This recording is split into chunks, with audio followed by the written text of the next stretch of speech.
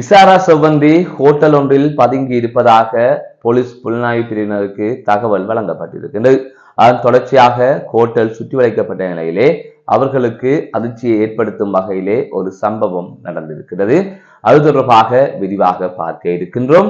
மற்றொரு செய்தியாக ஜாலிலே மனைவியும் மகளும் வேலைக்கு செல்ல முற்பட்டதால் தனக்குத்தானே தீமூட்டி உயிரை மாய்த்துக் கொள்ள நபரொருவர் முயற்சித்த நிலையிலே தொடர்ந்து வைத்தியசாலையில் அனுமதிக்கப்பட்டிருந்தார். இந்த நிலையில் அவர் உயிரிழந்திருப்பதாக தெரிவிக்கப்பட்டிருக்கிறது.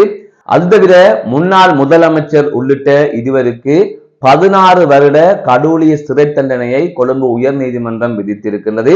அதாவது ஊழல் குற்றச்சாட்டில் அவர்களுக்கு இந்த தண்டனை விதிக்கப்பட்டிருக்கிறது. இது தொடர்பாக விரிவாக பார்க்க இருக்கின்றோம். அதை தவிர திருகோணமலையில் இடம்பெற்ற சம்பவம் தொடர்பான காணொலி ஒன்று வைரலாக பரவி இருந்தது. போலீசாருக்கும் இளைஞர்களுக்கும் இடையிலே முருகல் ஏற்பட்டிருந்த அந்த காணொலி தான் அது. இந்த நிலையில் அந்த சம்பவம் தொடர்பாக போலீஸ் ஊடக பேச்சாளர் சில தகவல்களை வெளியிட்டிருக்கின்றார். இவை தொடர்பாகவும் பார்க்க இருக்கின்றோம். இந்த நிலையில் இந்த செய்திகள் தொடர்பில் தான் இந்த தொகுப்பிலே விரிவாக பார்க்க இருக்கின்றோம். அதற்கு முதல் JK ரிப்போர்ட் எனப்படுகின்ற இந்த யூடியூப் சேனலை சப்ஸ்கிரைப் செய்து கொள்ளுங்கள். தொடர்ந்து அருகில் இருக்கின்ற பெல் பட்டனை கிளிக் செய்வதன் ஊடாக நான் போடுகின்ற ஒவ்வொரு காணொளிகளையும் நீங்கள் பார்க்கக்கூடிய வகையிலே இருக்கும். நான் நடவாசா ஜெயகாந்தன். தற்பொழுது செய்திகளுக்குள்ளே செல்லலாம். கொழும்பிலே நீதிமன்றில் கனேமுள்ள சஞ்சீவ எனப்படுகின்ற ஒழுங்கமைக்கப்பட்ட குற்றச் செயல்களில் ஈடுபடுகின்ற நபர் ஒருவர் சுட்டு படுகொலை செய்யப்பட்டிருந்தார். இந்த சம்பவம் உலகம் முழுவதுமே பெரும் பேசுபொருளாக மாறியிருந்தது. இலங்கையிலே பெரும் அதிர்வலைகளை ஏற்படுத்தியிருந்தது. இந்த சம்பவத்தை செய்த, அதாவது நீதிமன்றத்திற்குள் வைத்து துப்பாக்கிச் சூடு மேற்கொண்ட குறித்த நபர் அன்றைய தினமே புத்தளம் பகுதியில் வைத்து கைது செய்யப்பட்டிருந்தார். அதன் தொடர்ச்சியாக அந்த நபருக்கு உதவியாக இந்த கொலை சம்பவத்திற்கு மூளையாக அதை தவிர நீதிமன்றத்திற்குள் துப்பாக்கியை கொண்டு சென்று கொடுத்த பெண்ணான இசாரா செவ்வந்தி எனப்படுகின்ற பெண் இதுவரை கைது செய்யப்படவில்லை. அது தவிர இந்த சம்பவத்துடன் தொடர்புபட்ட 9க்கும் மேற்பட்டோர் கைது செய்யப்பட்டிருப்பதாகவும் தெரிவிக்கப்பட்டிருக்கிறது. இந்த நிலையில் தான் செவ்வந்தி எங்கே என்கின்ற தேடலை பாதுகாப்பு படையினர் முடுக்கிவிட்டிருந்தனர். இந்த நிலையில் தான் அனுராதபுரத்திலே ஒரு ஹோட்டலில் இசாரா செவ்வந்தி தங்கி இருப்பதாக போலீசாருக்கு ரகசிய தகவல் கிடைத்திருக்கிறது. அனுராதபுர பிரிவை சேர்ந்த குற்ற புலனாய்வு பிரிவினருக்கு இந்த தகவல் கிடைத்திருக்கிறது. அதன் அடிப்படையில் குறித்த ஹோட்டல் சுற்றி வளைக்கப்பட்டிருக்கிறது. மோப்பனாயின் உதவியுடன் அந்த ஹோட்டல் சுற்றி வளைக்கப்பட்டு சோதனைக்கு உட்படுத்தப்பட்டிருக்கிறது. அந்த சந்தர்ப்பத்தில் இசாரா செவ்வந்தியை போன்ற உருவம் கொண்ட ஒரு பெண் கைது செய்யப்பட்டிருக்கின்றார். அதை தவிர அந்த பெண்ணுடன் இருந்த இன்னும் ஒரு நபர் கைது செய்யப்பட்டிருக்கின்றார். அந்த வகையில் 33 வயதுடைய பெண்ணும் அந்த பெண்ணுடன் இருந்த 53 வயதுடைய முன்னாள் ராணுவ மேஜரும் கைது செய்யப்பட்டிருப்பதாக தெரிவிக்கப்பட்டிருக்கிறது. அதை தவிர குஸ், ஐஸ், கேரள கஞ்சா உள்ளிட்ட போதைப் பொருட்களையும் அவர்கள் வைத்திருந்ததாகவும் அது தொடர்ச்சியாக அந்த போதைப் பொருட்கள் மீட்கப்பட்டவுடன் அவர்களும் கைது செய்யப்பட்டிருப்பதாக கூறப்படுகின்றது. இவ்வாறு மீட்கப்பட்ட போதைப் பொருளின் பெறுமதி 3.5 மில்லியன் ரூபாய் என்று கூறப்படுகின்றது. அதாவது 35 லட்சம் ரூபாய் என்று தெரிவிக்கப்பட்டிருக்கின்றது. அது தவிர 2 வாகனங்கள் கைப்பற்றப்பட்டிருக்கின்றன, நகைகள் கைப்பற்றப்பட்டிருக்கின்றன, செல்போன்கள் கைப்பற்றப்பட்டிருக்கின்றன. அதனை தாண்டியும் பல பொருட்கள் போலீசாரினால் மீட்கப்பட்டிருப்பதாக தெரிவிக்கப்பட்டிருக்கின்றது. அது தவிர குறித்த முன்னாள் ராணுவ மேஜர் தொடர்ந்து பலமுறை இவ்வாறு போதைப் பொருள் விற்பனையில் ஈடுபட்டார் என்கின்ற குற்றச்சாட்டில் கைது செய்யப்பட்டவர் என்கின்ற தகவலும் வெளியாகி இருக்கிறது. இவ்வாறான சூழ்நிலையில் கைது செய்யப்பட்டவர்களை நீதிமன்றத்தில் முன்னிலைப்படுத்துவதற்கான நடவடிக்கைகள் மேற்கொள்ளப்பட்டு வருவதாகவும் தகவல்கள் வெளியாகி இருக்கின்றது. மற்றொரு செய்தியாக யாழ்ப்பாணத்தில் நபர் ஒருவர் உயிரை மாய்த்துக் கொள்ள முயற்சித்த நிலையிலே அவர் உயிரிழந்திருப்பதாக தெரிவிக்கப்பட்டிருக்கின்றது. யாழ்ப்பாணம் உரும்புராய் கிழக்கு பகுதியைச் சேர்ந்த 45 வயதுடைய நபர் தனது மனைவியும் மகளும் வேலைக்கு செல்ல முற்பட்ட வேளை வேலைக்கு செல்ல வேண்டாம் என்று கூறியிருக்கின்றார். அதனையும் மீறி கடந்த 25ஆம் தேதி அவர்கள் வேலைக்கு செல்ல முற்பட்ட வேளை இவர் தனக்குத்தானே தீமூட்டி உயிரை மாய்த்துக் கொள்ள முயற்சித்திருக்கின்றார்.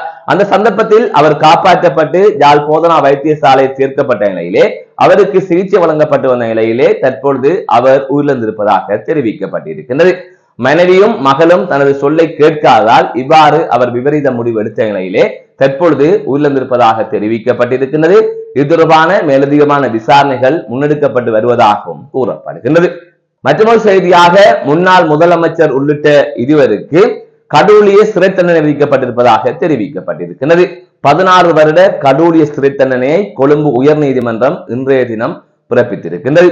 இந்த சம்பவத்தில் என்ன நடந்ததுன்னு சொன்னால், வடமத்திய மாகாண முதலமைச்சராக எஸ்.எம். ரஞ்சித் எனப்படுகின்ற அரசியல்வாதி இருந்தார். அவருக்கு பிரத்யேக செயலாளராக அல்லது தனிப்பட்ட செயலாளராக அவரது உறவு முறையான பெண்ணான சாந்தி எனப்படுகின்ற பெண் பதவி வைத்தார். அந்த காலகட்டத்தில் எரிபொருளுக்காக சட்டவிரோதமாக கணக்கு காட்டி நிதி பெற்றுக் கொள்ளப்பட்டிருக்கின்றது என்பது தொடர்பாக லஞ்ச ஊழல் ஒழிப்பு ஆணைக்குழுவினால் இவ்வாறு முறைப்பாடு ஒன்று பதிவு செய்யப்பட்ட நிலையிலே அது தொடர்பான வழக்கை தொடுத்திருந்தனர். இந்த நிலையில் தான் இருவரும் குற்றவாளிகள் என்று, அதாவது முன்னாள் முதலமைச்சரும் அவரது தனிப்பட்ட செயலாளரான அந்த பெண்ணும் குற்றவாளிகள் என்று நீதிமன்றத்தினால் தீர்ப்பளிக்கப்பட்டிருக்கிறது. அதன் அடிப்படையில் அவர்களுக்கு 16 வருட கடூழிய சிறை தண்டனை விதிக்கப்பட்டிருக்கிறது. அதை தவிர 2 லட்சம் ரூபாய் அபராதம் விதிக்கப்பட்டிருப்பதாக தெரிவிக்கப்பட்டிருக்கிறது. மற்றொரு செய்தியாக திருகோணமலை நடந்த சம்பவம் தொடர்பாக ஒரு காணொலி ஒன்று நேற்றைய தினம் பெரும் வைரலாக நாடு முழுவதுமே பரவி இருந்தது. தமிழ் இளைஞர்களுக்கும் போலீசாருக்கும் இடையிலே முரண்பாடு ஏற்பட்டமை தொடர்பான காணொலியே அது. திருவண்ணாமலை நிலாவளி போலீஸ் பிரிவுக்குட்பட்ட பகுதியிலே மோட்டார் சைக்கிளில் இளைஞன் தலைக்கவசம் அணியாமல் சென்றிருக்கின்றார். அந்த சந்தர்ப்பத்தில் போக்குவரத்து போலீசார் அந்த இளைஞனை பிடிக்க முற்பட்டிருக்கிறார்கள். அந்த சந்தர்ப்பத்தில் தான் இளைஞனுக்கு சார்பாக இளைஞர் குழு ஒன்று உள்ளே நுழைந்திருக்கின்றது. அதாவது அந்த பிரச்சனைக்குள் போயிருக்கின்றது. அதுக்கு பிறகாக போலீசார் அந்த நபரை பிடித்த நிலையில் போலீசாரை இழுத்துக்கொண்டு அந்த போலீசாரை ஒரு வீட்டுக்குள் கொண்டு சென்று அடைத்து அந்த போலீசாரை தாக்கி இருக்கின்றார்கள். அதை தவிர போலீசாரை தகாத வார்த்தைகளால் பேசி இருக்கின்றார்கள். அதே போல போலீசாரின் தொலைபேசியை சேதப்படுத்தி இருக்கின்றார்கள். இவ்வாறு பல சம்பவம் நடந்திருந்தது. இது தொடர்பான காணொலி வழியாகி இலங்கை முழுவதுமே பெரும் வைரலாக இருந்தது. இந்த நிலையில் தான் இது தொடர்பாக போலீஸ் ஊடக பேச்சாளர் தகவலை வெளியிட்டிருக்கின்றார். அதன் அடிப்படையில் திருகோணமலை நிலாவளி பகுதியில் கடந்த 31ஆம் தேதி இந்த சம்பவம் பதிவானது என்றும், இவ்வாறு இளைஞன் நிற்காமல் சென்ற நிலையில் தலைக்கவசம் அணியாமல் மோட்டார் சைக்கிள் செலுத்திய நிலையிலே இவையெல்லாம் நடந்தது என்றும், இந்த சம்பவத்தில் 10 பேர் கொண்ட இளைஞர் குழு ஈடுபட்டிருப்பதாகவும், பிரதான சந்தேக நபர் கைது செய்யப்பட்ட நிலையில் நீதிமன்றத்தில் முன்னிலைப்படுத்தப்பட்டார். அதன் தொடர்ச்சியாக அவர் விளக்கமறியலில் வைக்கப்பட்டிருக்கின்றார். அதை தவிர அந்த சம்பவத்தில் ஈடுபட்ட போலீசாரின் கடமைக்கு இடையூறு விளைவித்த மேலதிகமான நபர்களை கைது செய்வதற்கான நடவடிக்கைகள் மேற்கொள்ளப்பட்டு வருகின்றது. அந்த நபர்கள் அந்த இடத்திலிருந்து தலைமறைவாகி இருப்பதாகவும் போலீஸ் ஊடக பேச்சாளர் தகவல் வெளியிட்டிருக்கின்றார். தொடர்ந்து இவ்வாறு போலீசாரின் கடமைக்கு இடையூறு விளைவிப்பவர்களுக்கு எதிராக சரியான தண்டனைகள் விதிக்கப்படும், அவர்கள் சட்டத்தின் முன் நிறுத்தப்படுவார்கள் என்கின்ற எச்சரிக்கையையும் போலீஸ் ஊடக பேச்சாளர் வெளியிட்டிருந்தார். அதை தவிர பொதுமக்களுக்கும் போலீசாருக்கும் இடையிலே தொடர்ந்து முரண்பாடுகள் ஏற்படுகிறது. இந்த சம்பவத்தில் இதுவரை கிடைத்த தகவலின் அடிப்படையில் போலீசாரில் எந்த பிழையும் இல்லை. ஆனால் கடந்த காலங்களில் இடம்பெற்ற சம்பவங்களில் பல சம்பவங்களில் போலீசாரின் பக்கம் பிழை இருக்கிறது. அதற்கு இவ்வளவு வேகமாக போலீஸ் ஊடக பேச்சாளரோ அல்லது போலீஸ் தலைமையகமோ நடவடிக்கை எடுத்ததா கேட்டால் இல்லை. மக்கள் பாதிக்கப்படுகின்ற போது ஆமை வேகமாக நடவடிக்கைகள் நகர்கின்றது.